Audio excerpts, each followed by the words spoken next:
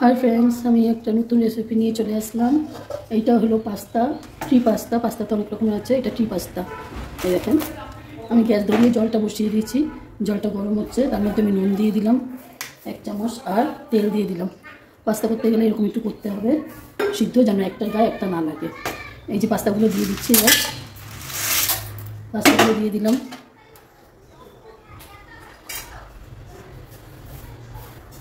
এদিকে গ্যাসটাকে বাড়িয়ে দিলাম, পাস্তাগুলো সব দিয়ে দিয়েছি। মানে তেলটা নুনটা দিয়ে দিলাম। তেলটা দেওয়ার কারণে এটাই যে রিফাইন তেল দেবেন, যাতে একটা গায়ে যেন একটা না লাগে।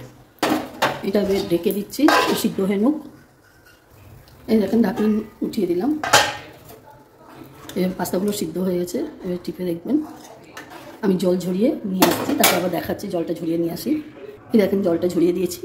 এইটা যেন গরমে আরও ভেপে না ওঠে আর বেশি কুক না হয়ে যায়, বেশি সিদ্ধ না হয়ে যায়, তার জন্য এটাকে ধুয়ে নিতে হবে।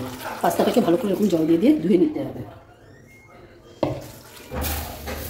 যেন এটা সিদ্ধ আর বেশি না হয়।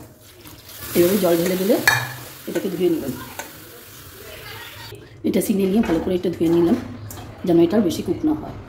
এরপরে তেল দিয়ে দিতে হবে, রিফাইন তেল দিয়ে এটাকে এইভাবে মেখে নিতে হবে। মেখে নিলে তাহলে একটা গায়ে একটা লাগবে না। এই দেখেন এইভাবে থেকে যাবে। এইটা হলো এটা পাস্তার প্রথম স্টেজ, এইভাবে করতে হবে। গ্যাসটা ধরিয়ে তেল দিয়ে দিলাম, পেঁয়াজ দিয়ে দিলাম, পেঁয়াজ কুচি দিয়ে দিলাম।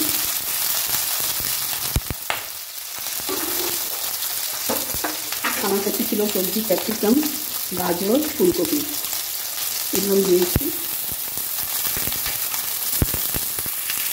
নুন দিয়ে দিলাম।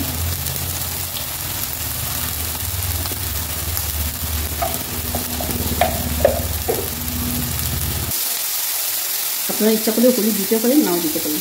আমি একটু হলুদ দিয়ে দিলাম। এবার আদা রসুন,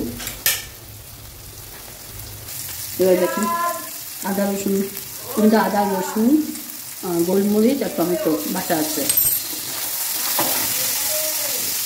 ভিনেগার দিয়ে দিলাম 1 চামচ, সোয়া সস দিয়ে দিলাম অল্প। সোয়া সস দেওয়া আছে, সোয়া সসটা একটু নুন থাকে, বুঝে শুনে আপনারা দেবেন। তার মধ্যে আমি টমেটো সস দিয়ে দিলাম। এটা দিয়ে এবার একটু মিলিয়ে দেবো। এবার একটু চিনি দিয়ে দিলাম। নুনটা আপনারা বুঝে শুনে দেবেন, কারণ সোয়া সসে নুন আছে। এবার পাস্তাগুলো দিয়ে দিলাম। এখন একটা গায়ে একটা পাস্তা লাগেনি, এইভাবে মিলিয়ে দেবো।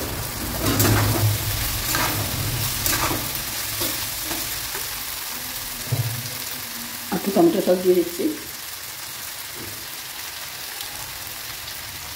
এবার মিলিয়ে দিলাম। দেখেন কত সুন্দর হয়েছে। বাড়িতে বানিয়ে দেখবেন, যদি ভালো লাগে কমেন্ট করে জানাবেন। ফেসবুকে দেখলে ফলো করে দেবেন, আর ইউটিউবে দেখলে সাবস্ক্রাইব করে দেবেন, লাইক কমেন্ট শেয়ার করে দেবেন। এবার আমি গ্যাস বন্ধ করে দিচ্ছি।